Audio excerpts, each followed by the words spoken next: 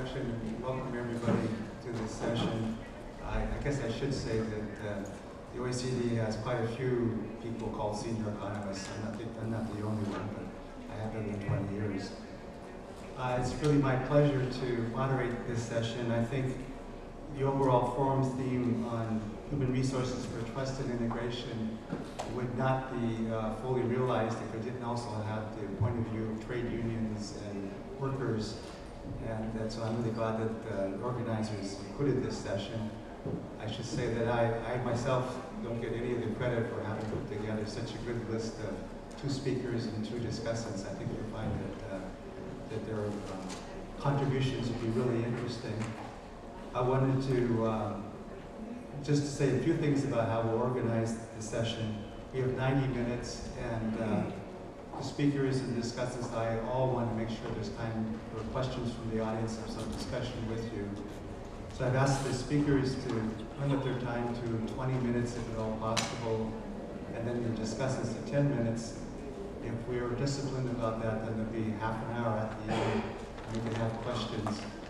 As I mentioned just a moment ago, I don't read Korean, so if you want to write down your questions, submit the questions in writing. I only understand it if it's in English. But the session is fully bilingual orally, so if you want to, you can also present your question, the microphone will be brought to you, you can speak it out loud. You'd be free to do that in Korean, and that we can interpret it for people like me who don't understand both languages.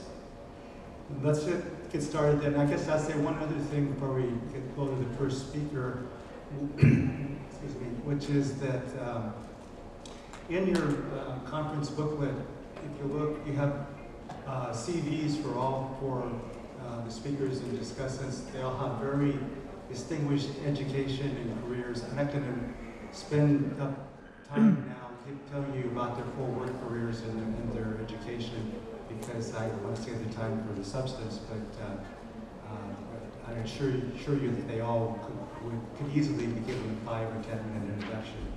So let's move to the first speaker of the session, which is Dr. Jeong from the Korean Research Institute for Vocation, Education and Training. Dr. Jeong, would you have to come to the podium, please? And please welcome our first speaker. 예, 이 세션의 주제가 일자리 확대를 위한 노동조합의 역할입니다. 거기에 맞춰서 저도 준비를 했는데요. 우선 제 발표는 5파트로 구성이 되어 있습니다. 첫 번째로 모임말에 이어서 두 번째 이론적인 검토를 좀 할까 하는데, 이 부분은 노동조합의 역할은 보통 임금 인상을 많이 꼽고 있습니다. 그런데 이 임금 인상이 고용에 어떤 효과를 미치냐에 대해서 이론적으로 입장들이 갈려 있습니다. 그 부분에 대해서 간단하게 검토를 하고자 합니다. 그리고 사회 연구에서는 임금 인상 외에 노동조합들이 고용 확대를 위해서 할 수 있는 역할들이 있습니다. 노동시간 단축이라든가 또 직업훈련이라든가 이런 부분에 대해서 지금까지 어떤 훌륭한 사례가 있었는지를 살펴보고자 합니다. 이러한 검토에 이어서 그러면 노동조합들이 고용 확대를 위해서 어떤 전략을 취하는 게 좋을지 그 부분에 대해서 간단히 점검하고, 마지막으로 정부가 또 어떤 지원책을 구사해야 할지 이렇게 제가 발표를 하도록 하겠습니다. 우선 2008년도 글로벌 금융위기 이후에 고용위기가 계속되고 있습니다. 먼저 이 표에 보면 OECD 국가들과 한국의 고용률 추이가 나와 있는데, 2008년도 위기 이전에 OECD 국가들의 평균 고용률이 66.5%에 달했는데, 위기 직후에 2009년에 64.7%로 하락한 이후에 아직까지 작년도까지 위기 이전의 수준을 회복하지 못하고 있습니다. 한국의 경우는 63.8%에서 62.9%로 하락한 이후에 그 이전 수준보다는 높아졌습니다만 여전히 OECD 평균에 미치지 못하는 낮은 고용률을 보이고 있습니다.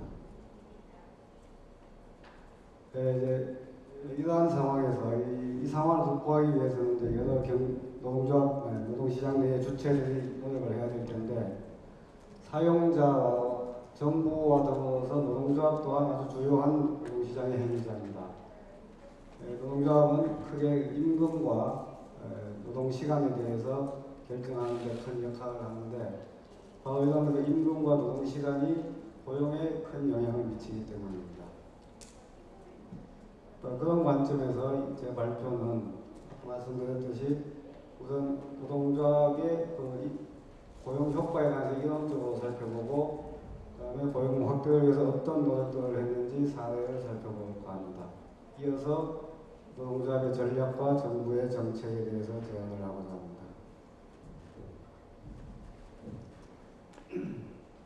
먼저 이론적인 입장에서 노동조합의 특히 임금 인상의 고용 효과에 대해서는 그것을 긍정하는 입장과 부정하는 입장이 있는데 가장 주류적인 담론은 많이 신문에 많이 나오는 얘기는 이 신고전파 기본 모형입니다. 이 신고전파 기본 모형은 완전 경쟁을 가정하고서 임금이 인상하면 고용이 하락한다 이런 주장을 하고 있습니다. 이 그림에서 본다면 완전 경쟁 시장에서는 고용이 노동 수요 곡선과 공급 곡선이 교차하는 A점에서 결정이 되는데 노동조합에 의해서 임금이 W1에서 W2로 인상되면 고용이 L1에서 L2로 하락한다 이런 논리입니다. 아주 간단한 그런 논리인데 이 모델이 사용자들에 의해서 아주 강한 지지를 받고 있고 실제 주류 언론의 입장이기도 합니다. 그렇지만 제가 봤을 때는 이 모델은 현실 노동시장에서는 잘 작동하지 않는데 왜냐하면 완전 경쟁 시장이라 하면 이 정보가 완전해야 되고 또 사용자와 노동자가 똑같은 대칭적인 정보를 갖고 있어야 되고 뭐 이런 과정이 있는데 현실에서는 정보 자체가 불완전하고 사용자와 노동자 간의 정보가 불균등합니다. 또한 그 상황이 바뀌면 노동력이 즉각 대체될 수 있도록 동질의 노동력을 가정하고 있는데 현실적으로는 그렇지 않습니다. 또 나아가서는 시장 상황에 따라서 임금이 유연하게 조정되어야 되는데 실제로 임금은 특히 하방 경직성이 있듯이 임금 조정이 쉽지가 않습니다. 이러저러한 신고전파 기본 모형의 가정은 비현실적이기 때문에 이 모델은 현실 노동시장에서는 잘 작동하지 않는다. 저는 이렇게 보고 있습니다. 그에 반해서 임금이 오르면 고용이 늘어난다는 이론들도 있습니다. 많이 있는데 제가 한 가지만 소개를 드리면 효율임금 가설이라는 겁니다. 이 효율임금 가설은 임금이 인상되면 인상되면 고용이 L1에서 L2로 늘어난다는 건데 그 메커니즘은 뭐냐면 임금 인상으로 인해서 생산성이 증가한다는 겁니다. 왜냐하면 높은 임금을 통해서 노동자들의 건강도 좋아지고 심리적으로도 안정되고 또 높은 임금을 주는 사용자한테 충성도도 보이고 또 그 기업에 대한 근속 연수도 올라가고 뭐 이런 등등 이유로 해서 생산성이 올라가기 때문에 이 노동 수요 곡선인 한계 수입 생산이 증가하게 되고 그래서 수요 곡선이 D1에서 D2로 상향 이동하게 됩니다. 그렇게 되면 임금이 올랐음에도 불구하고 고용이 L1에서 L2로 증가한다. 이런 구조를 갖고 있습니다. 그래서 요컨대 높은 임금이 일자리를 더 창출할 수 있다. 이것이 효율임금 가설의 핵심적 주장입니다. 이러한 이론들은 이제 미시적 관점에서 파악하는 거고 거시적 관점에서 이 케인즈 고용이론의 핵심은 노동조합이나 정부에 의해서 임금이 인상되면 그 노동소득이 경제 전체의 수요를 증가시키고 따라서 기업의 투자와 생산을 증가시키며 결국 고용 또한 증가시킨다. 이것이 케인즈 고용이론의 핵심입니다. 근데 과연 이러한 논리가 현실적으로 타당한가라는 그 실증 결과를 보면 최근에 홍장표 교수께서 한국의 1999년부터 2012년까지를 분석해 보면 노동소득 1% 증가가 GDP를 0.68에서 1.09% 정도 증가시켰고 실질 생산성도 0.5% 정도 증가시켰고 나아가서 고용 또한 0.2에서 0.58%까지 증가시켰다. 이렇게 분석하고 있습니다. 그래서 최근에 글로벌 금융위기 이후에 이러한 소득 주도 성장이라는 케인지안 모델이 다시 한번 지금 주목을 받고 있습니다. 이렇게 간단하게 이론적인 논의를 마치고 노동조합이 임금 인상 외에 고용에 영향을 미친 역할들 어떤 것이 있었나 살펴보겠습니다. 우선 전국적인 수준의 얘기인데 여기서 이제 노동시간 단축이 고용 증대를 가져온 사례를 들어보겠습니다. 첫 번째로는 저희 한국의 법정 노동시간 단축이 중요한 고용 효과를 가져왔는데 저희 한국의 노동시간은 1953년도에 근로기준법이 제정되면서 주 48시간으로 규정되어 있었습니다. 그러다가 약 한 36년이 지난 89년에 와서 91년까지 단계적으로 주 44시간으로 단축됐습니다. 이어서 2004년부터 2011년까지에 걸쳐서 단계적으로 다시 주 40시간으로 단축이 됐습니다. 이렇게 노동시간이 단축된 배경은 잘 아시다시피 OECD 국가들 중에서 실질 근로시간이 가장 긴 나라가 한국이었습니다. 최근에는 우리보다 더 긴 OECD 국가가 생겼습니다만은 그래서 이런 배경에서 인간다운 노동과 또 고용 확대를 위해서 노동조합들이 노동시간 단축을 위한 투쟁을 지속적으로 전개해 왔습니다. 그래서 89년도 노동시간 단축은 88년도 노동법 개정 투쟁 과정에서 노동시간이 단축이 됐고 2004년도의 노동시간 단축은 90년대 이후에 특히 98년 IMF 위기 이후 고용 문제가 심각해지자 고용 문제를 해결하기 위해서 노동시간을 단축하는 투쟁을 전개해 왔습니다. 근데 이 결과를 보면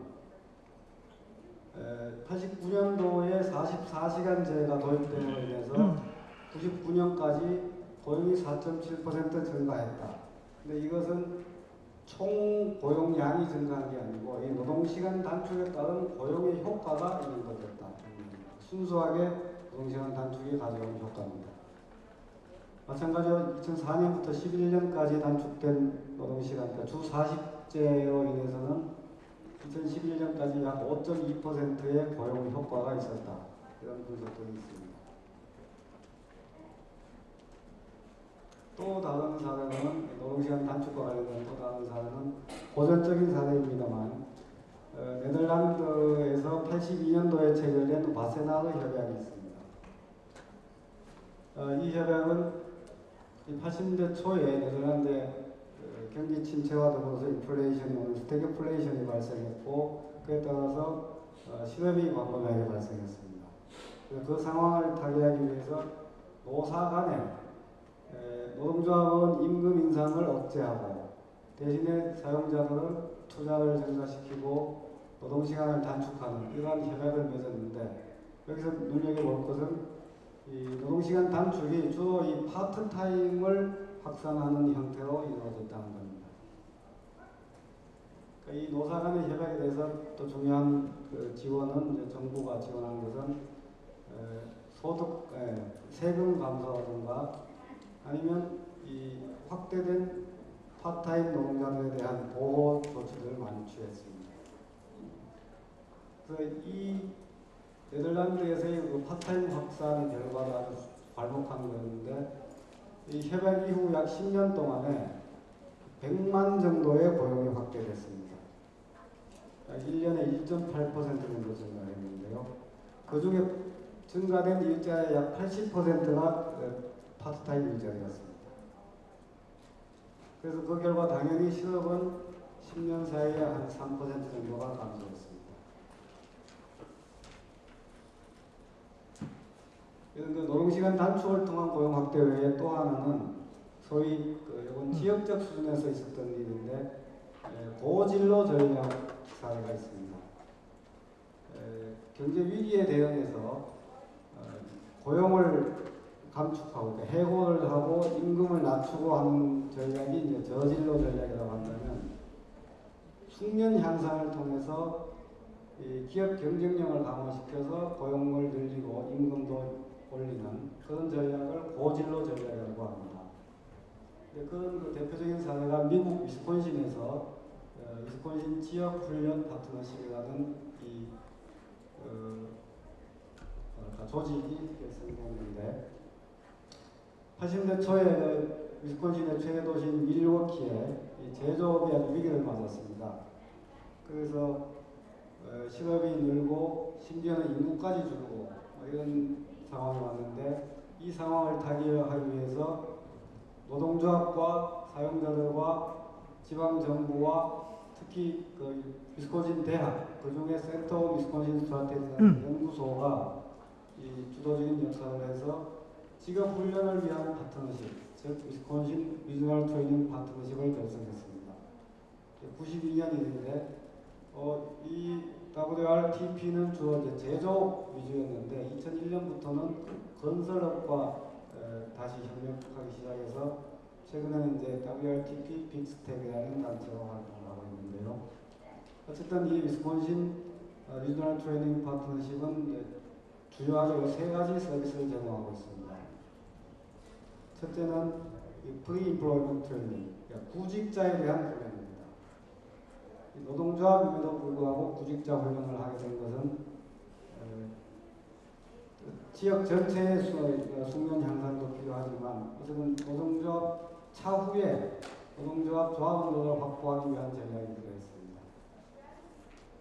또 하나 중요한 서비스는 Manufacturing Modernization, 특히 지역 내 중소기업들의 기술 향상을 통해서 좋은 일자리를 많이 만들기 위해서 중소기업 제조 현대화를 지원했습니다. 그리고 당연하게도 재직 조합원들 훈련을 통해서 고용 안정을 시키고 임금을 향상시키는 그러한 서비스를 제공했습니다. 그래서 이 WRTP는 여기서 중요한 것은 노동조합이 주도적 역할을 했다는 건데 AFL-CIO 위스콘신 지부가 이 파트너십 결성 이전인 88년부터 작업장 교육센터, 워크플레이스 에듀케이션 센터를 독자적으로 운영을 해온 경험이 있습니다. 그래서 이 경험을 바탕으로 해서 정부와 사용자와 더불어서 이 파트너십을 결성하게 됐던 것입니다. 그 결과 94년부터 99년에서 약 5년간에 6,000개의 새로운 일자리가 생겼고 그 중에서 1년간 직장을 유지하는 비율이 약 75%로 상당히 안정적인 일자리가 생긴 것이고 또 주목할 만한 것은 그 첫 해의 임금 수준이 연평균 8,500불에서 22,500불로 상승했다는 겁니다. 이런 식으로 소위 고성과 고진로 경로를 통한 고용 창출을 이룩한 사례가 되겠습니다. 자, 그럼 이러한 이론적 입장과 사례를 살펴봤는데 그럼 노동조합들은 실제로 어떤 역할들을 할 수 있을까? 물론 말씀드린 노동조합의 본질적인 역할은 임금 인상이고 그것이 고용 확대에 긍정적 역할을 한다는 이론적인 입장도 있습니다. 그렇지만 임금 인상 그건 너무나 당연한 역할이기 때문에 여기서 생략하고 사례에서 살펴봤던 것이 이제 노동시간 단축과 고진로 전략에 대해서 간단하게 언급하겠습니다. 노동시간 단축은 한국처럼 이 법적으로 규제되는 경우도 있고 유럽처럼 단체 협약에 의해서 규제되는 경우도 있습니다. 따라서 이 기준이 되는 법정 노동시간이나 협약 노동시간을 줄이는 것이 고용 확대에 아주 중요한데요. 왜 그러냐면 경제가 발전하면서 노동 생산성은 계속해서 발전하고 있습니다. 그렇다면 노동력 자체가 노동력의 필요성이 점점 줄어들기 때문에 고용을 늘리려면 노동 시간을 줄일 수밖에 없습니다. 그래서 그건 불가피하고 고용 확대를 위해서 필수적이다 이런 얘기인데, 재미있는 사례를 하나 보면 독일 인쇄업의 노동 시간 추이를 보면 1856년에 70시간이었습니다. 주. 그러다가 쭉 감축이 되어서 93년에 38시간으로 단축이 되었는데, 예상컨대 2025년이 되면 주 30시간이 될 거다. 이런 전망들을 하고 있습니다. 그런데 중요한 것은 노동시간이 자동적으로 줄어드는 게 아니고 사용자가 알아서 줄어드는 것도 아닙니다. 노동조합이 노동시간 단축을 요구해야 되는 겁니다. 그래서 노동조합들이 끊임없이 법정 노동시간이나 협약 노동시간 단축을 추구해야 되는데, 여기서 또 중요한 것은 이 기준이 되는 법정 노동시간이나 협약 노동시간보다도 실제 노동시간 단축이 더 중요하다. 이런 말씀을 드리고 싶습니다. 왜냐하면 예컨대 법정 노동시간이 40시간이어도 기존의 노동자들이 초과 근로를 한다면, 그러면 그 추가로 고용할 여력이 없어집니다. 그렇기 때문에 법정 노동시간 단축받음으로써 실제 실근로시간을 단축하는 것이 고용 확대를 위해서 아주 중요하다. 그런 말씀을 드리고 싶고, 또 하나 여기에 쓰진 않았습니다만은 노동시간이 단축되는 데 대해서 임금이 좀 감소되는 걸 노동자들이 감수해야 한다. 예, 이건 넘어가겠습니다. 시간이. 다음은 이제 숙련 향상인데요. 아까 말씀드렸듯이 재직자뿐만 아니고 구직자 훈련도 해야 되고, 또 중요한 건 이제 임금 체계를 바꾸는 게 필요합니다. 연공급 체계에서는 훈련을 해도 보상이 없기 때문에 훈련이 잘 안 됩니다. 그래서 직무급이나 능력도도 바꿔야 되고, 그다음에 노동자 내에 전문가들이 있어야지 하겠다, 이런 말씀드리고 싶고, 끝으로 좀 시간이 급해서 간단히 말씀드렸습니다. 정부에서는 어떤 지원을 해야 하냐면, 최근에 주요국 정상들이 오바마나 아베나 특히 한국의 이 기획재정부 장관도 모두 다 임금 인상이 경제 회복에 필요하다, 이런 얘기를 했습니다. 그래서 임금 인상 정책이 중요한데, 내수 확대를 위해서. 더 중요한 것은 임금 인상이 저임금 계층의 임금이 중요하다. 왜냐하면 저임금 계층에 한계 소비 성향이 있기 때문에 내수 확대 효과가 크다. 그래서 이 최저임금을 올리는 것이 내수 확대에 아주 중요한 정책이 되겠다, 이런 말씀드리고 싶고요. 그런데 민간 기업의 임금을 정부가 강요할 수는 없습니다. 따라서 임금 인상을 위해서는 임금 인상의 주체인 노동조합을 유리하게 하는 정책들이 필요한데, 이건 이제 폴 크루거만이 아주 강력하게 주장하는 얘기입니다. 그래서 노동조합 결성의 자유, 그리고 협상의 자치, 그다음 단체별의 적용 범위를 확대한다든가, 이런 것들이 아주 중요한 노동조합 강화 정책이 되겠고요.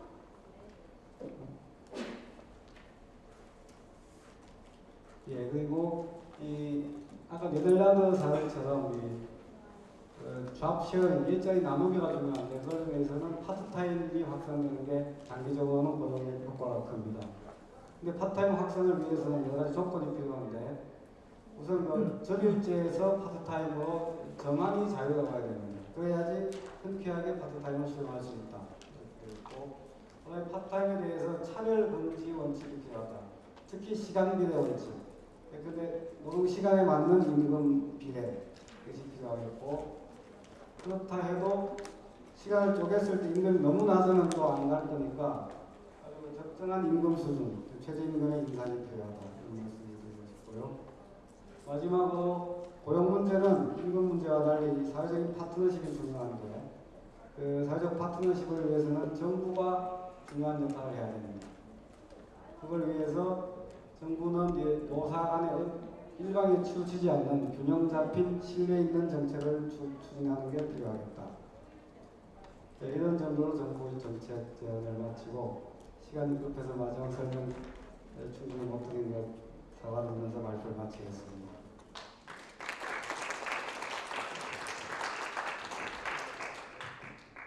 Thank you very much for that very interesting presentation.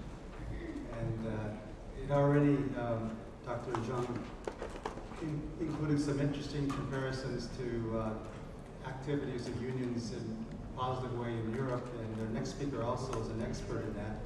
Mr. Kuhler from Germany. He's had a long career, much of it with the German Trade Union Federation. He's now a private consultant, but still working with the German Trade Union Federation. He's our second speaker. Please welcome him.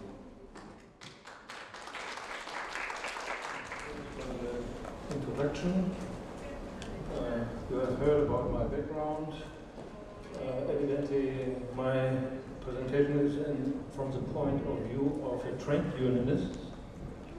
And different to my first speaker, I'm coming more from the practical than from the theoretical background, and evidently I will explain the German example. I cannot speak for other trade unions in Europe or the world, especially only for the trade union from Germany.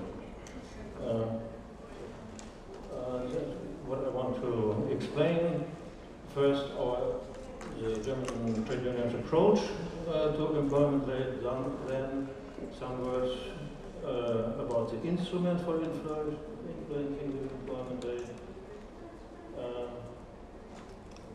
a little bit about a system of collective bargaining and the recent developments, and then I would point to innovative approach in collective bargaining. Last but not least, I will come to the second pillar of labor relations in Germany, the workers' representatives on workshop or company level. The first, union's task, in our view, is to defend workers' rights via securing, promoting, fighting, securing sufficient income for workers following the development of the productivity, securing income over the whole working life of an individual through health protection measures, unemployment insurance, pension schemes, and so on. Promote good quality of work via reducing working time, so-called humanization of work. I will come to that back later. Paid leave for further education. Also, I will come back later to the point. And last but not least, fighting against tendencies to undermine existing jobs via bad conditions for temporary agency workers, bad conditions for fixed-term employment contracts, outsourcing of jobs or replacing, that's a problem in Germany, replacing regular jobs through contracts for services, and the misuse of non-labor contracts to avoid employment protection legislation via civil contracts, bogus, self-employment, student jobs, and so on. We have different instruments to promote the employment rate. First, the system of collective bargaining on different levels, sometimes national, most in Germany of sectorial and regional level, sometimes also at company level. That's the first pillar. The second pillar is, as I mentioned earlier, the system of workers' representation on workshop or company level, and then lobbying, influencing the national labor market policy and the national employment policy. That's more on a political way. Coming to the first pillar, the system of collective bargaining on national, sectorial or regional levels, or sometimes also company level. The traditional approach of the trade unions, and I think that's the same as in other countries, is relying on defending earnings, wage policy. In the second point, to reduce working time.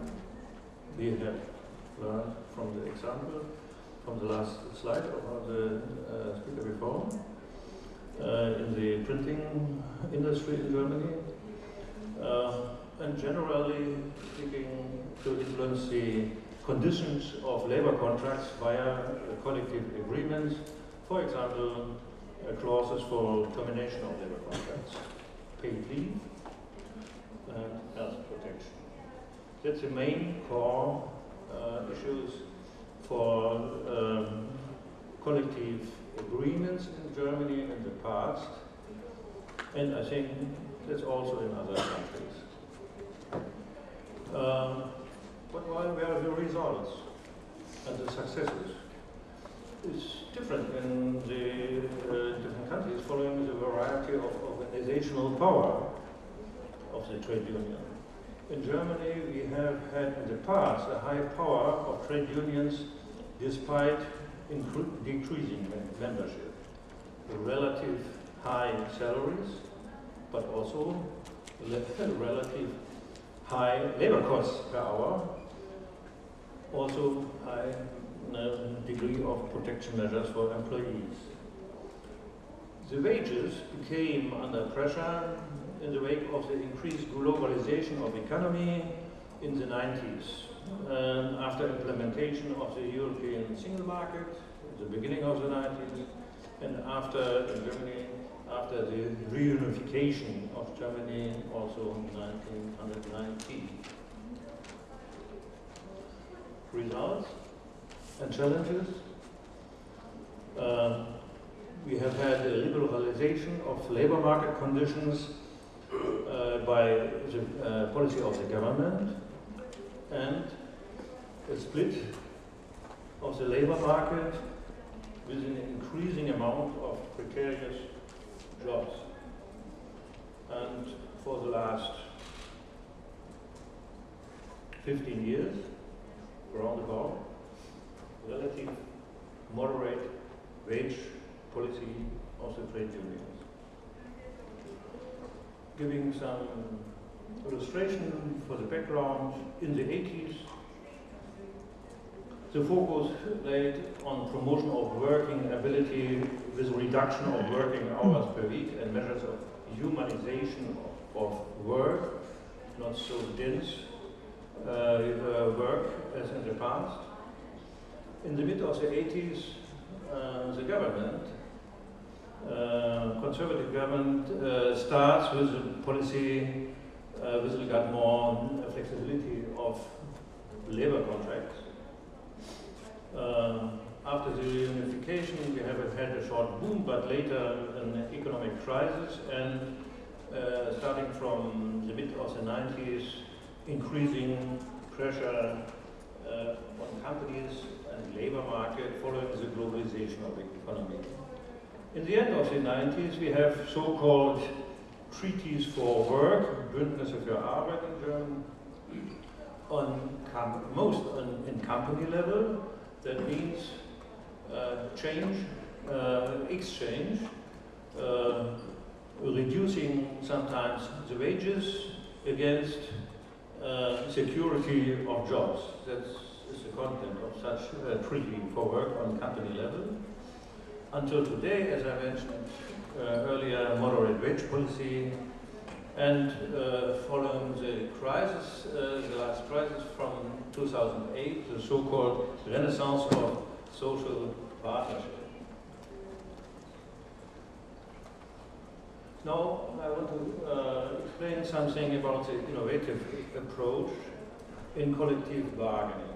German trade unions belong to those organizations which began to adapt an innovative approach in collective agreements with the aim of defense and promote of employability, establishing so-called working time accounts, starting in the mid-80s,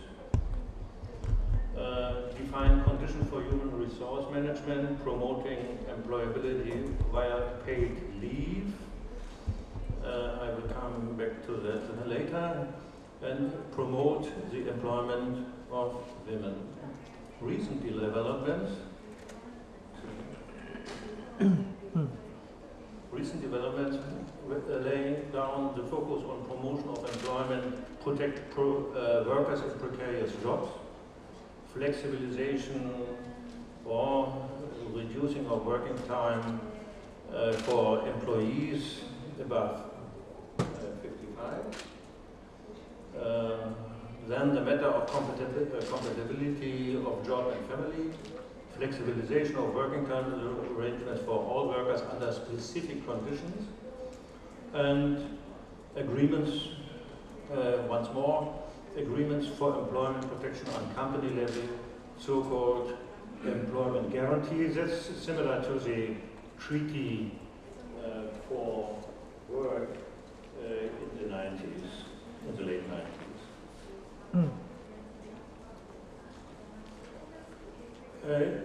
This new approach was not so easy to discuss and not too easy to implement. I have to explain that. The basic is the general precondition for successful bargaining with the employers is for the trade unions a broad consensus inside of the trade union membership about the aims and the demands. Evidently. And the ability to go into strike measures. Otherwise, trade unions cannot finalize negotiations with success. In the past, the highest consensus within the trade union membership could be achieved for wage policy, increasing salaries. Therefore, it was sometimes called the trade unions are like a wage machinery. That was a wording, wage machinery. Okay, that was a consensus in the past. Not much consensus about like issues like termination of overtime with a reason to secure health and employability, or paid leave for further education or continuous vocational education, also for the reason of securing employability.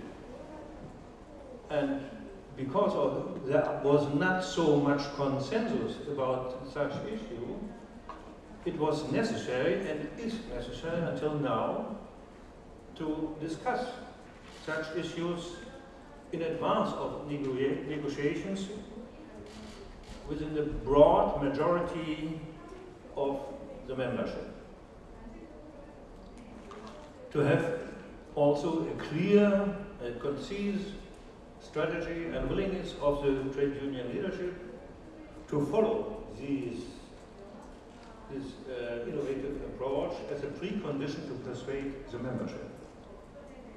This is especially the case if there we can expect a strong opposition of the employers against demands in that context. And the reducing of working time was such a point where we had a big opposition in the past from the employer side against that.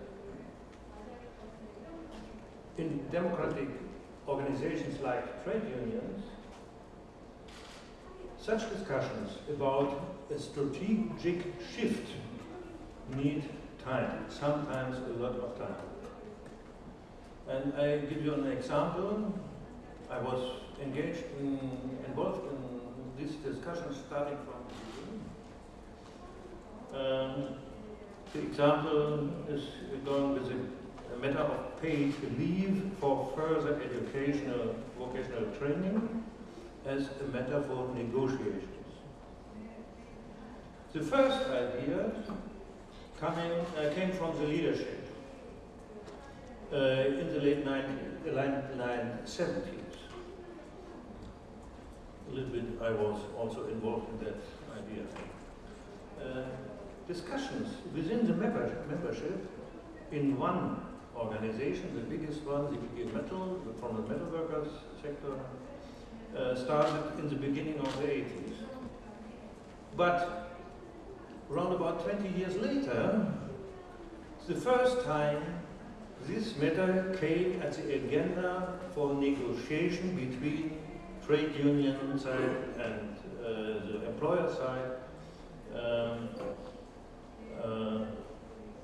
Oh, that's wrong. 1999. Not 1990, 1999. Yeah, sorry, that's a mistake. Round about 18 years later. And the first collective agreement came to an end two years later. It was agreed in the metal sector in one region, Baden-Württemberg, the southern part, the so-called Mercedes country, Daimler country. Okay, and until now we have only 3 or 4 other branches with such collective agreements. Now I will, in short view, explain the second pillar. Okay. The second pillar of our bargaining procedure, or the industrial relationship between trade union and employer side, is the system of workers representatives in company or on factory level. Germany belongs to those countries, that's not so many countries, where workers representatives act on a legal basis with specific rights towards an employer. In Germany, the workers' representatives, Betriebsrat, Works Council, that's the English translation, try to use their rights, given rights, legal rights, traditional in consultations with regard to companies' personal planning system or planning schemes, regulating working time and fair pay. That's it traditionally, but also we have here in the last centuries innovative approaches. There are also trying the works councils, the representatives, workers' representatives, trying to use their rights, innovative in so-called working time accounts. Overtime is then transferred, the paying for the overtime is transferred to the future. Yeah, that means working time accounts, or you can say the worker are giving a loan to the company.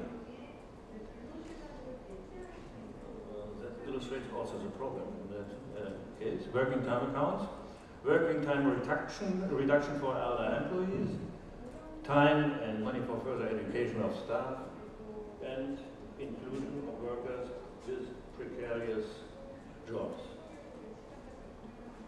Now, I will come to an end. What's about the future? Evidently in Germany. Flexibility. That's the flexibility, or sometimes flexicurity in the European language. European wording is a little bit fashion to discuss about flexicurity. Artificial work combine flexibility and security. Flexicurity, okay. Flexibility, that's a matter of the future, that's right. But flexibility cannot become reality as a one-way. More flexibility in working time arrangements on organizational level, that's okay. We, as trade unions, generally can agree with it under the condition that also there are flexibility in the other direction. That means more opportunities on individual rights for workers with regard choosing paid leave for acquiring additional qualifications, part-time arrangements for more compatibility of job and family, part-time arrangements for care, my mother-in-law also, education part-time, that's a very new one, as a topic in negotiations in sector and company level.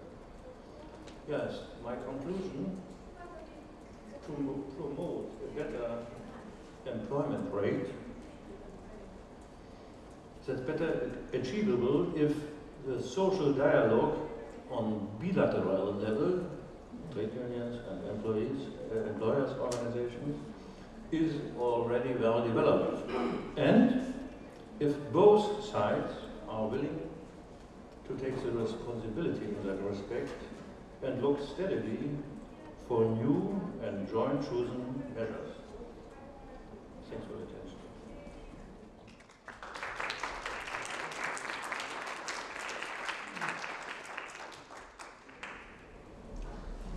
Thank you very much, Mr. Cooler, for that really interesting, and I really enjoyed the somewhat inside account of how, from the union perspective, the collective bargaining agenda and some of the innovative approaches were introduced in part through a long discussion within the unions about what their goals would be in dealing with these new qualitative areas of bargaining. So I think we now had two really very interesting presentations that open up lots of issues that we can discuss. And we'll start that discussion with two distinguished discussants that have been invited here. The first is Professor Kwan from the Suk Mayong University, and he can begin his presentation by pronouncing his name and his university's name correctly, and then go on to discuss the issues raised by the two speakers. Please, Professor Kwan. 그 10분 동안 토론을 해야 되는데요. 그 여러 가지 할 말은 많습니다만 최근에 특히 노동조합과 이 일자리 간의 어떤 관계에 대한 관심들이 확대되고 있고, 그런데 이것을 동시에 그 하나의 어떤 문제의식에다 집어넣고 고민하기가 상당히 어려운 주제입니다. 왜냐하면 아까 우리 정원호 박사님 초반에 이제 말씀하셨다시피 노동조합이 흔히들 경제학 일반에서 논의되는 방식으로는 일자리와 트레이드오프적 그 관계에 있다라고 하는 것이 이제 일반적인 그 논의의 방식이었고, 특히 이제 우리가 그 노동조합하고 일자리의 관계를 연계시킬 때 중요한 이론 틀로 가정할 수 있는 게 이제 대표적인 게 우리 그 프리만 메르프의 Two Faces of Trade Union인데요. 그 노동조합이 이제 두 개의 얼굴을 가지고 있다고 하는 것이고, 하나의 얼굴은 모노폴리 이펙트, 그러니까 독점적 그 역할과 기능을 수행하는 노동조합, 하나는 이제 컬렉티브 보이스 펑션 해가지고 근로 조건이나 뭐 여러 가지 이제 이 고충을 해결하는 기관으로서의 역할, 뭐 이것을 두 가지를 고려를 했는데, 두 가지 다가 이제 일자리의 어떤 긍부정의 효과를 미치는 것으로 가정이 되어 왔습니다. 특히 앞에 그 독점 기능을 수행하는 노동조합 같은 경우에는 노동조합이 조직된 부분에 이제 임금 프리미엄을 보통 우리가 한 20%에서 25% 정도로 가정을 하는데, 그 노동조합의 임금 프리미엄 때문에 노동조합이 조직된 부분에서의 고용이 축소가 되고, 그 축소된 고용, 그 감축된 고용 부문에 해당하는 근로자들이 미조직 부문으로 스피로버가 되면 미조직 부분에 일자리를 둘러싼 경쟁이 강화되고 또 근로조건이나 임금이 떨어지고 하는 이런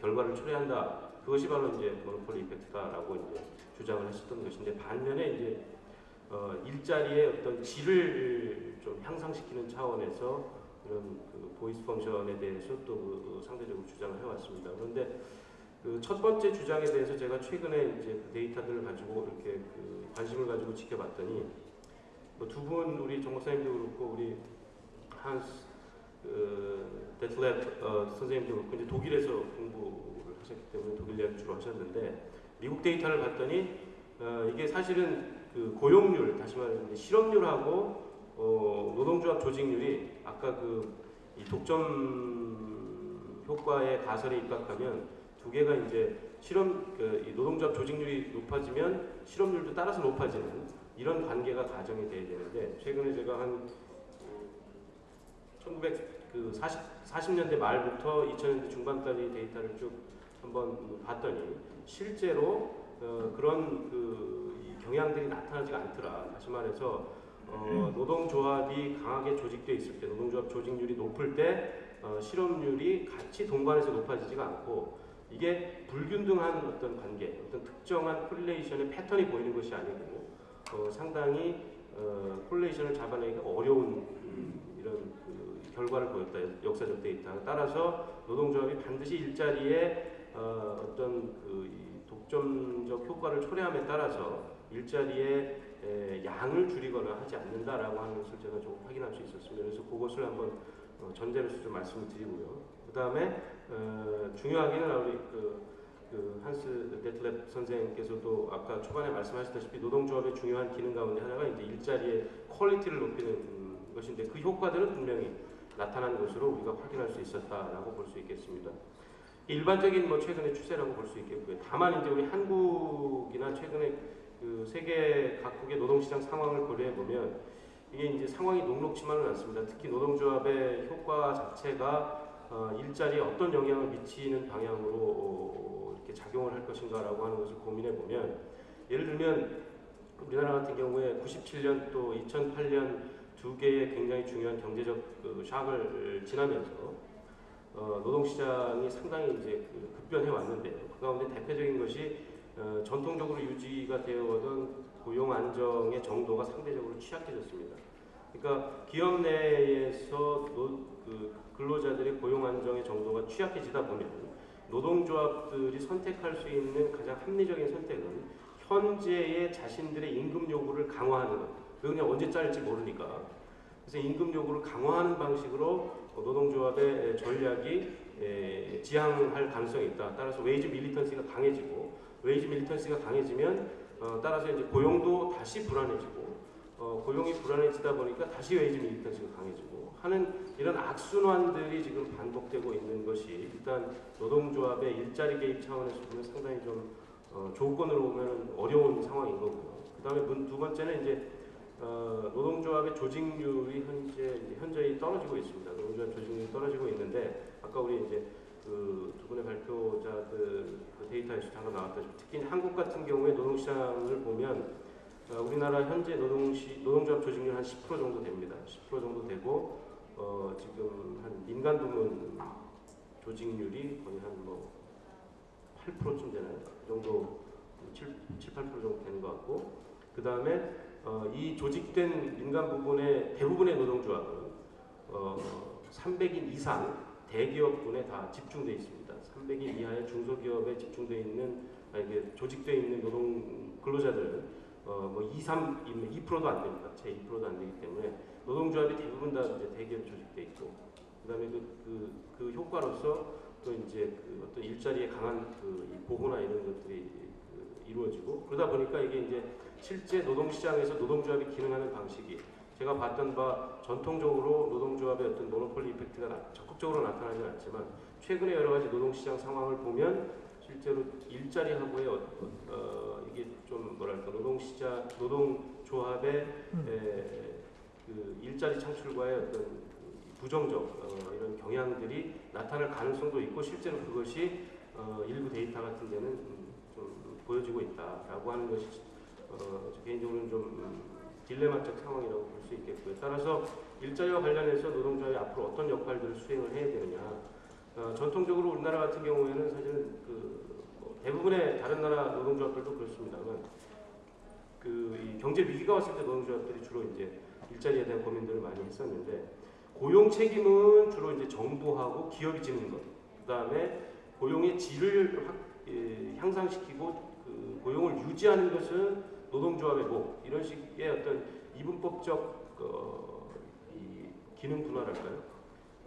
라고 하는 것이 이제 주로 이루어져 왔었습니다. 그것은 노동조합이나 기업이 가지고 있는 존재 조건 하에서 그런 전략들이 나올 수밖에 없었다고 보지만, 앞으로 노동조합의 어떤 지속 가능한 역할을 모색하고 또한 앞으로 더 노동조합이 사회적, 경제적 이 지위를 확대하고 확대 재생산을 하려면 일자리에 대한 고민들을 좀 체계적으로 할 필요가 있겠다 하는 생각이 들었습니다. 아까 말씀드린 그런 조건. 따라서 향후에 이제 어떤 역할들을 중심으로 노동조합이 전략적 역할을 부여를 할 것이냐라고 보면 특히 이제 우리나라 같은 경우에는 내부에서 우려하다시피 세계적으로 유례가 없는 급속한 초고령 사회로의 진입이 지금 목전에 기다리고 있고요. 따라서 그것을 극복하기 위한 노동시장 내의 어떤 대응 방식으로 2016년, 17년에 단계적으로 우리나라 기업 규모에 따라 가지고 정년이 60세까지 연장이 되도록 되어 있습니다. 그리고 외국인 노동력들이 지금 대규모로 유입되고 있고요. 따라서 현재 고령화되고 있는 그런 고령자들 또는 외국인 노동력들에 대한 교육 훈련 또는 이제 스킬 숙련 향상 이런 것들을 사실은 그 동안에 정부 중심으로 해왔다고 하면 그 과정에 노동조합들이 좀 적극적으로 개입해서 전직 지원도 하고 그 다음에 숙련 수준 유지도 하고 하는 적극적인 어떤 프로그램들을 좀 개발할 필요가 있다. 그것이 일자리의 어떤 새로운 일자리 창출과 관련된 새로운 노동조합의 역할 모색이라는 차원에서 제일 중요한 기능 가운데 하나일 것이다라고 하는 것이고, 그다음에 두 번째는 우리나라 지금 고용률이 고민입니다만 실업률 또는 고용 불안계층, 그러니까 취약근로계층이죠.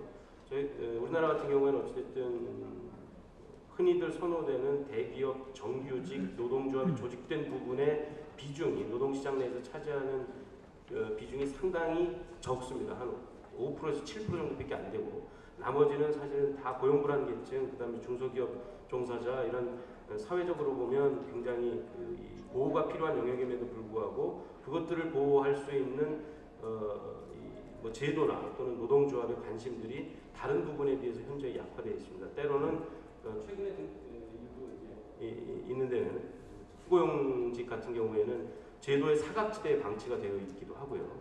따라서 이 부분들에 대해서도 노동조합이 직접 조직하고 있는 부분은 아니지만 앞으로 여지를 확대하고 조직률을 확대하기 위해서 바로 이런 부분들에 대한 관심도 좀 할 필요가 있다고 보고, 그 다음에 비정규직 부분에 대한 관심도 좀 확대할 필요가 있다 생각을 왔다 갔다 하는 것 같은데요. 자, 이상 마치도록 하겠습니다. 감사합니다.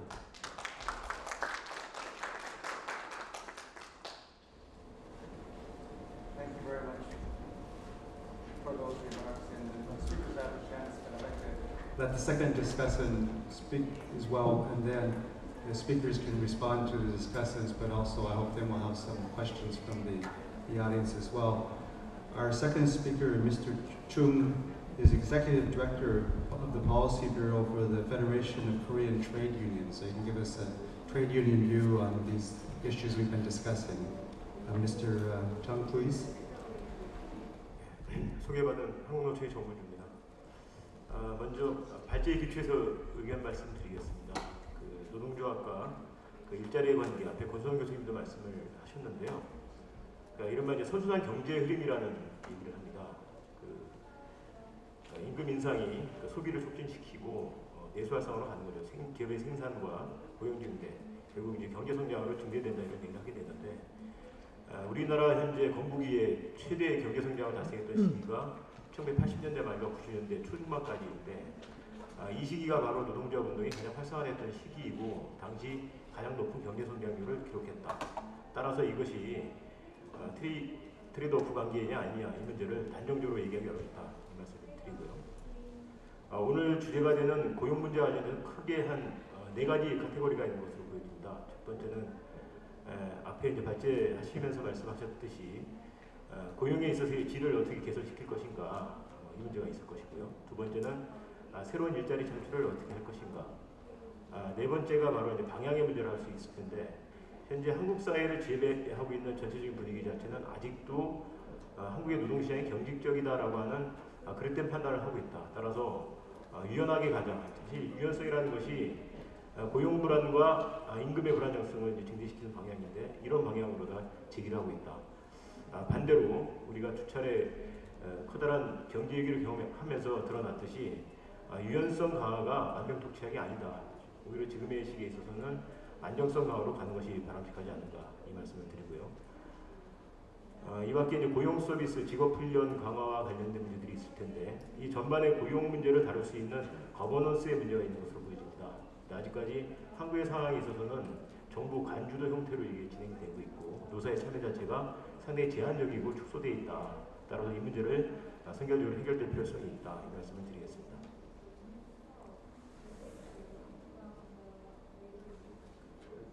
한국의 고용 문제와 관련돼서 이제 국제사회에서 제시했던 흐름들과 권고사항들 이것을 몇 가지 좀 살펴보겠습니다. 이른바 소득 임금주도의 성장론이 제기가 되고 있는데 이것은 국제사회에서부터 먼저 불기 시작했죠.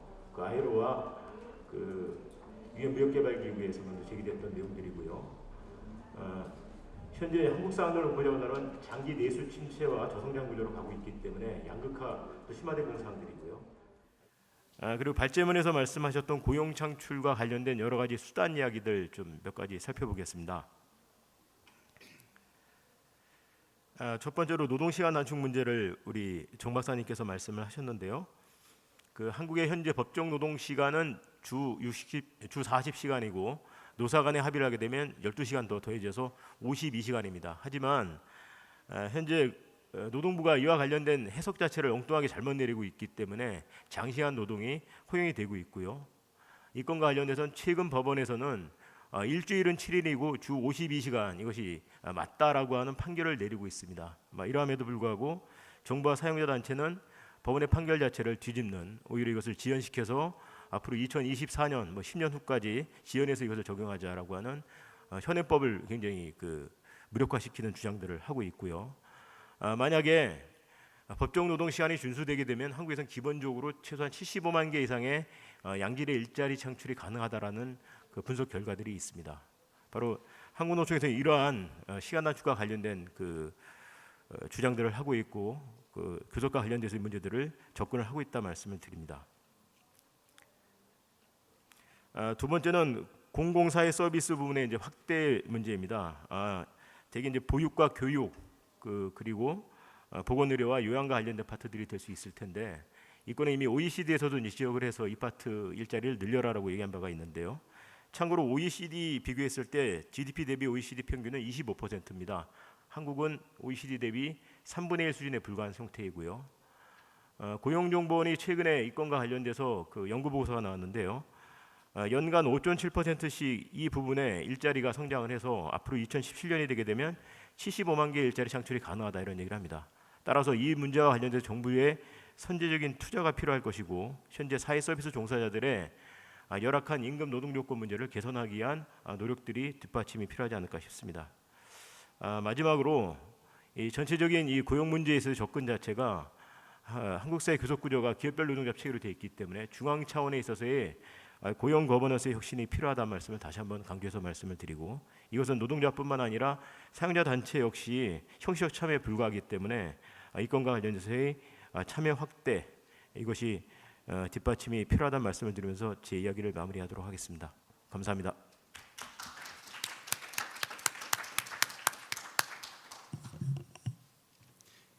Well, I'd like to thank not only the last discussant but all four speakers for giving us really interesting and impressive presentations. Before I hope I get some questions from members of the audience, I just wanted to give the two main speakers a chance to respond, but briefly please, to the points made by the discussants, or pick one or two that you think is most important to talk about. So Dr. Jung, would you like to have any responses to the two discussants? 예, 토론자들께서 제 발표문에 대해서 직접적으로 코멘트를 하신 게 아닌 것 같아서 이따가 종합적으로 또 말씀을 좀 드릴까 싶습니다. I think if I understood it correctly, the point of the both speakers is laying on increasing wages on one side and then security for precarious workers on the other side. Generally, I can say that's true is also the same situation in Germany, as I mentioned in my presentation, the split in the labor market. The split in the labor market between, you can say, protected jobs in the big companies, in the prospering companies with great rate of exports, maybe for the automotive sector, for example, on one side. And on the other side, service sector, sometimes in food and health and beverages sector, with a lot of unsecure jobs in different forms. And the problem is that the second pillar of our industrialization system, as I mentioned, the works councils or the workers' representatives in the companies, the most effective works representatives are also in the bigger companies. And in smaller countries, it doesn't exist such representatives. And therefore, it's also like a circulus vitiosus. In areas where we need more protection, there is no organizational power to follow this approach, and therefore there's no way, other way. We have to look for more opportunities to defend the rights or looking for more rights for the precarious workers. In all kind of instruments we have, inside of the bigger companies, in the system of collective bargaining on sectorial level, and also via legislation to look for new measures from legislation to protect the precarious workers. And my colleague has mentioned the example from the Netherlands, where the increasing amount of jobs in the 80s, where 80% were part-time workers. We have a similar development in the last years in Germany. We have increasing jobs, a number of jobs, but the most of them, of the new additional jobs, are part-time or fixed-term workers or agency workers via agencies.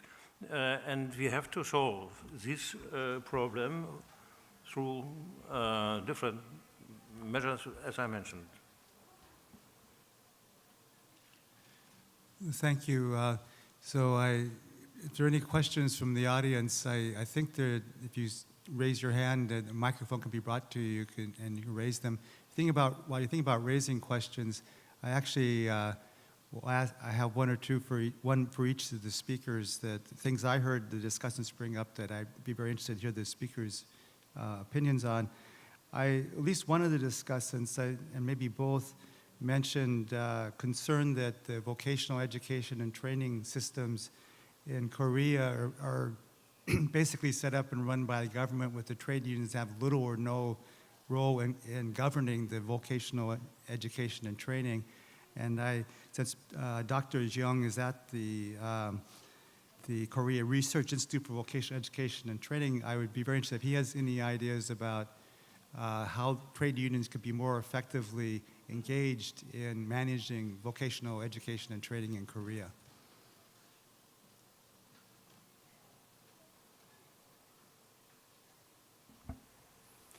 예, 질문해 주셔서 감사합니다. 한국에서 노동조합이 제가 노동조합과 관련된 노동조합과 직업훈련 관련된 연구를 한번 수행한 적이 있는데 조사도 해보고 면담도 해보고 했는데 정말로 관심이 없습니다. 이제 왜 그러냐 하니까 아까 제가 잠깐 말씀드렸었는데 우리나라 노동시장 구조가 지금 그 그러니까 직무 노동시장이라기보다도 기업 내 내부 노동시장이 발달해 있습니다. 이 얘기는 그 기업에 입직을 하면 커다란 사유가 없는 한 그 기업에서 계속해서 임금 인상과 승진이 보장되는 이런 체계입니다. 그래서 임금 체계 또한 연공급 체계가 주를 이루고 있습니다. 물론 최근에 와서 그 성과급이 많이 도입이 되긴 했는데 그 성과급도 뭐 직무 능력에 따라서 준다기보다도 그 결과에 대해서 뭐 주는 거기 때문에 꼭 이게 직무 능력하고 큰 관계가 없는데 어쨌든 이런 연공급 임금 체계 하에서는 직업 훈련을 해도 임금이 특별히 많이 올라가는 경우가 없습니다. 그래서 그래서 직업 훈련에 대한 필요성이 많지 않고 하다 필요가 있다면 이제 그 현장 내에서 일하는 과정에서 배우는 정도의 숙련으로 충분한 그런 상황인 것 같습니다. 그렇기 때문에 이 임금 체계가 연공급으로 있는 한 직업훈련이 활성화되기 어렵고 그래서 임금 체계를 직무급 자격이나 능력에 따라서 임금 수준이 올라가는 건 직무급 체계로 바꾸면은 이제 직업훈련이 활성화될 텐데 또 한 가지 문제는 그 한국의 생산 시스템 자체가 그 숙련 중심이라기보다도 자동화 중심인 그런 시스템으로 되어 있습니다. 대표적으로 현대자동차의 예를 들면 현대자동차가 80년대 말에 노동조합이 활성화되면서 정주영 회장이 했다는 말이 있는데 노동조합이 활성화되니까 정주영 회장이 이놈들 다 로봇으로 그 노동조합을 분쇄시키겠다. 자기가 로봇을 도입을 해서 뭐 이런 얘기를 했답니다.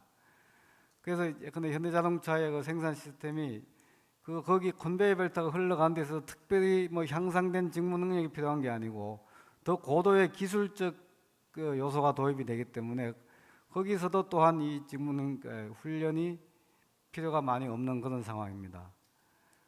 그래서 최근에 그 현대자동차가 노동시간 제도를 바꿨는데 그 주 야간 교대제를 하다가 이제 주간 연속 2교대제로 바꿨는데 약간 시간을 1시간 내지 2시간 정도 줄이면서 노동시간을 줄이고 하면 당연히 일반적으로 생각해서는 숙련이 향상돼서 거기에 따른 직업훈련도 필요하겠다 싶은데 최근 노동시간 단축 관련해서도 숙련 향상에 관한 조항이 별로 없습니다. 이런 식으로 한국 그 노동시장 자체가 내부 노동시장 중심이고 또 이 숙련보다는 자동화 위주고 이렇게 되다 보니까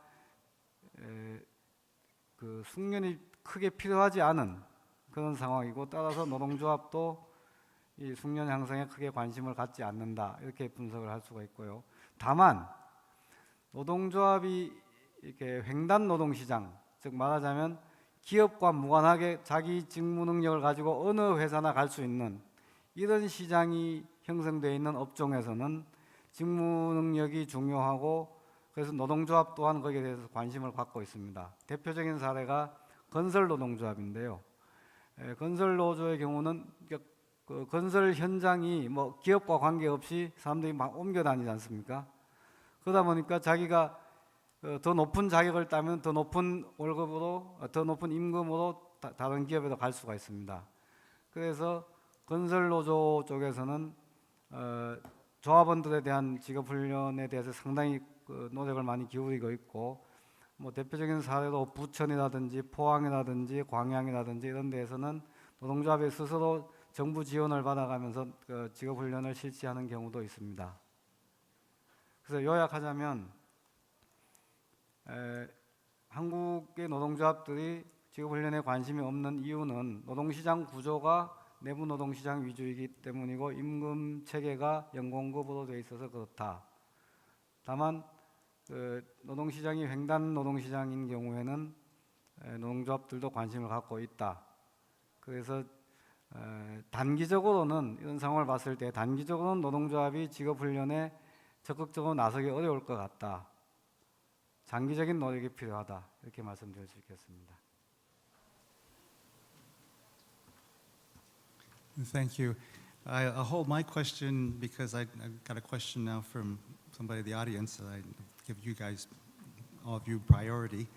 This question is to anybody, any of the four speakers, and this begins with, I'm a high school student, and until attending this session, I wasn't aware of the importance of trade unions for employment and the quality of jobs.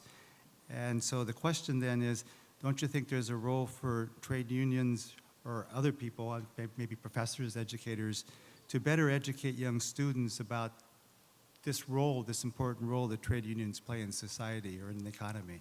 Anybody care to answer that?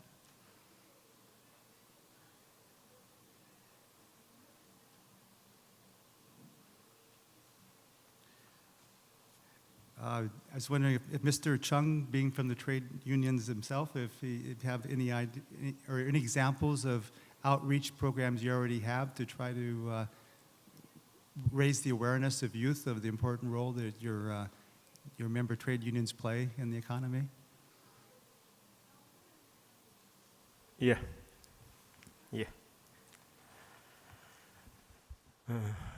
한국노총이 주되게 주장하는 것들은 그 공교육 과정에 노동교육이 개설이 돼야 된다 이런 주장을 하고 있고요. 이 건 관련돼서 우리 교육부 노동부와 줄기차게 정말 그 수건과제로 10년 이상 계속 협의가 진행되고 있지만 아직 문제가 풀리고 있지가 않은 상황입니다. 그럼에도 불구하고 그 한국노총이 이와 관련된 이제 시범 사업들을 전개를 하고 있는데요. 이미 10년 전서부터 해서 제한적이긴 하지만 우리 실업계 고등학교 학생들을 대상으로 되게 인문계 같은 경우에는 학교장들한테 제가 공문을 보냈는데 답변이 오지 않아서 못 하는 거고 실업계를 하는 겁니다. 실업계가 그나마 이제 답변이 오니까 되게 고3이 되게 되면 그 시간 할애가 많지는 않습니다. 그 한두 시간 정도밖에 되지가 않는데요. 그 시간에 예비 노동자 학교라 그래서 앞으로 이제 학교 졸업하게 되면 결국 직장인 노동자가 될 거 아닙니까? 그래서 기본적으로 알아야 될 그 직장인으로서의 권리들, 노동자로서의 권리들을 가지고 그 위주로 저희가 말씀을 드려서 교육을 전개를 하고 있고요. 매년 평균 한 4만 5천 명에서 한 5만 명 정도씩 이렇게 교육이 실시가 되고 있고 최근에는 이 교육 수요를 저희가 다 이렇게 그 감당하기가 어렵기 때문에 그 어플리케이션을 스마트폰 어플리케이션을 좀 만들었습니다. 그래서 그 아름다운 청년 그 예비 노동자가 알아야 될 노동의 권리에서 그런 내용들을 좀 만들고 있고요. 지금 과거 노동교육원이죠. 지금 그 행정영선으로 바뀌었는데 이쪽에서 이 유사한 사업들을 전개를 하고 있고 이와 관련된 커리큘럼의 문제라든지 강사 확보의 문제 그리고 더 확대해서 신청한 학교만 하는 것이 아니라 의무적으로 할 수 있게 들어가는 문제 이런 것들을 현재 협의하는 과정들을 거치고 있다. 이 말씀을 올리겠습니다. Thank you very much for that. Are there any other questions from the floor right now? Yes, please. And please say who you are, and then you can give your question. 안녕하세요. 저는 고려대학교 3학년에 재학 중인 오진송입니다. 오늘 인터넷 기사에서 대학교 160여 곳을 조사했는데 6,945원의 그 청소 용역들의 최저임금 지켜지는 대학이 한 곳도 없다는 기사를 오늘 접했습니다. 근데 이제 대학생으로서 특히 저희 고려대학교 작년에도 이제 청소 용역 파업 등의 문제가 아주 심각했는데요. 제가 대학생으로서 실제로 학교를 다니면서 보아도 청소하시는 분들의 그런 임금 문제도 임금 문제이지만 그들의 쉼터 역시 제대로 되어 있지 않고 식사 문제 이러한 어떤 워크 라이프가 제대로 보장되지 않고 있어요. 그래서 그분들이 파업을 해도 학교는 전혀 그들과 협상할 의지가 없고 이런 문제들로 인해 학생들은 어떤 교육의 문제에 있어서 피해를 입고 그렇다고 하더라도 이런 임금 문제는 전혀 해결되고 있지 않는 거죠. 저는 이 문제 우리나라의 아주 심각한 그런 고용자 피고용자의 극명한 관계에 이거 아주 큰 문제라고 생각을 하는데요. 이거는 전혀 저소득 계층인 그런 청소년 용역에만 해당하는 문제가 아니라 우리 많은 대학생들의 워너비인 삼성맨 역시도 어쩌면은 정말 그냥 하나의 부품으로서 그렇게 연봉만 조금 더 많이 받을 뿐이지 그렇게 팔려 나가다가 말아버린 하나의 부품으로서 팔려 나가다가 말아버리는 게 우리나라 현실이라는 생각을 하거든요. 그래서 이런 우리나라 현실의 문제를 해결하기 위해서는 정부의 중재가 매우 필요하다고 생각을 해요. 왜냐하면 항상 그런 기업은 갑의 입장이고 노동자는 우리나라에서 너무나도 을의 입장이기 때문에 기업이 중재를 해야 하는데 제 생각에 다른 유럽 국가들과는 달리 우리나라에서 정부의 중재가 제대로 되고 있지 않은 가장 분명한 이유는 우리나라의 노동자를 대표하는 그런 노동당이 부재하기 때문에 생각하거든요. 물론 통합진보당이 있다고 하지만 그 역할을 충분히 하지 못하고 있다고 생각을 하고 저는 그래서 이러한 노동을 대표하는 노동당이 부재하는 상황 속에서 과연 노동조합이 존재하고 그들이 어떤 일을 해야 한다고 생각한다고 하더라도 이러한 사용자와 피고용자의 갑을 관계가 과연 해결될 수 있을까? 저는 이러한 궁금증이 좀 있습니다. 감사합니다. 제가 좀 답변할까요? 답변이 필요한 건지는 모르겠는데 뭐 워낙에 여러 가지 문제 제기를 해주셔서 뭐 제가 답변할 수 있는 내용만 좀 답변을 하도록 하겠습니다. 지금 뭐 그 대학의 청소 용역 근로자들 문제를 시작으로 해서 여러 가지 이제 아주 우리나라 정치 구조의 그 본질적인 문제 제기까지 해주셨는데 현재 뭐 주지하시다시피 우리나라 노동시장에서 가장 중요한 문제 가운데 하나가 바로 이제 소위 간접 고용이라고 하는 것이고 그 간접 고용의 대표적인 유형이 우리 사내 하도급이라고 하는 것입니다. 그러니까 일터는 이제 직접 고용되어 있는 정규직 근로자들하고 같은 직장에서 일을 하는데 실제 사용자가 이제 다른 곳에 존재하는, 다시 말해서 대학의 청소 용역 같은 경우에는 대학이 실제 고용주가 아니고 그 고용주는 대학의 밖에 있는 별도의 그 제3의 사용자, 뭐 이런 이 형태의 근로자 유형이 최근에 급격하게 늘어나고 있습니다. 최근에 뭐 일부 핵심 제조업 가운데서도 그렇고 특히 이제 말씀하신 그러니까 서비스 업종, 특히 이제 유통, 뭐 병원, 그다음에 대학 이런 데서 그런 부분들이 확대되고 있는데 정부의 노력에 대해서 지금 비판적으로 말씀을 해주셨는데 물론 이제 현재 정부가 관련된 이슈를 적극적으로 이렇게 고민하고 또 기대에 부응하는 방식으로 정책을 만들고 하고 있지 못하다고 생각합니다. 그 부분에 있어서는 동의를 하고요. 다만 이제 정부의 여러 가지 이제 그 관련된 이슈에 대한 정책의 방향이랄까 이런 것은 제가 좀 알고 있는 바가 있고 저도 거기에 개입을 했었고 해서 말씀드릴 수가 있는데 원래 국회에 지금 19대 국회에 들어가지고 사내 하도급 근로자들에 대한 보호 입법안이 발의가 돼 있는데 지금 집권당인 새누리당에서 발의가 돼 있는데 새누리당에 발의한 의원들 빼고는 다 싫어합니다. 그 법을.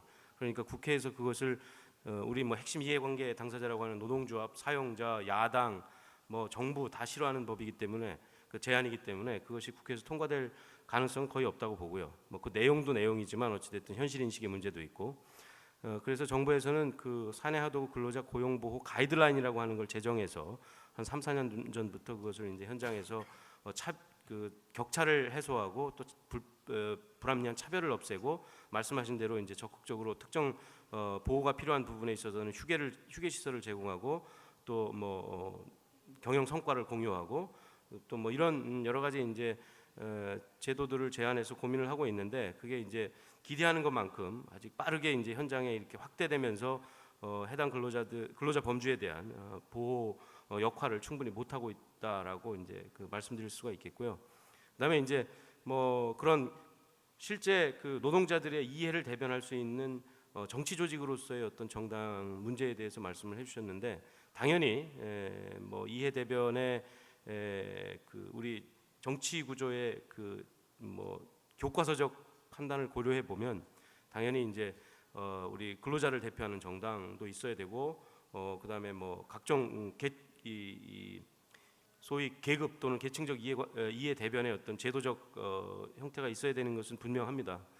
그리고 우리나라에서도 일부 그것이 실험이 됐었고요. 그런데 어찌됐든 지금 현재는 그 실험이 상당수 자기 문제일 수도 있고 여러 가지 우리나라 어떤 이 정치적 지지 시장 또는 정치적 조직화 시장의 어떤 특성일 수도 있고 현재 그것이 지금 뭐 실험이 되다가 지금 거의 뭐 실패라고까지 하기엔 너무 섣부른지는 모르겠습니다. 어쨌든 지금 뭐 심지어 정당의 법적 존립 여부에 대해서 헌법재판소에서 다툼을 하고 있는 상황까지 왔으니까요. 뭐 그 부분에 대한 생각은 상당히 아쉽다는 생각을 하고 있습니다. 우리 질의를 해주신 학생하고 저도 뭐 생각이 다르지 않은데 어쨌든 그 문제는 앞으로 여러분들에게 주어진 과제라고 생각을 합니다. 이상 마치겠습니다.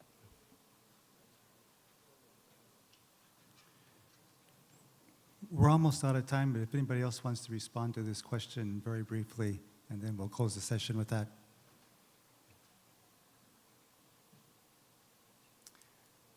Well, if not, then I'd like to thank again all four speakers and the audience for the two really excellent questions, and wish you all a good afternoon. The session's now closed.